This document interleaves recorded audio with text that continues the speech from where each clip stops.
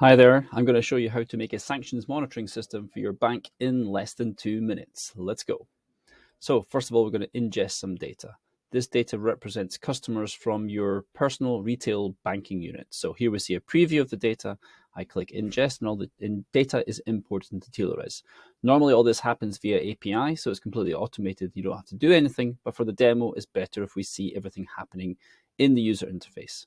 I'm going to import a second file, which represents business banking customers. So you may have customers in business banking that you don't realize you already have in retail banking. Of course, for compliance reasons, you really should know that. So here we're going to ingest the data.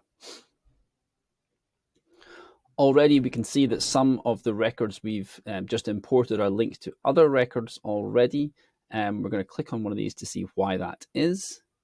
So here we can see a graphical representation of the data. If we look at the data view, we can see that this individual has 2 records in the personal banking data and 1 record in the business banking data. So that suggests there's a duplicate in the personal banking, and they also are a business banking customer. So now you have a customer 360 view, and we're going to use this linked data to see if anybody appears on sanctions list. So this time we're not going to import the data into TiloRes.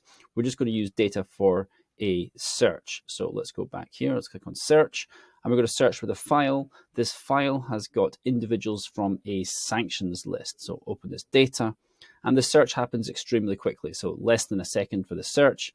We can download the results to look at the data in the actual CSV, but we can also look at the results in the user interface. So if I click on here, I can see one individual who is from our personal banking unit that is appearing on the sanctions list. And of course, we can look through all the other individuals that are appearing on the sanctions list and find out, who are they and potentially why are they on the sanctions list.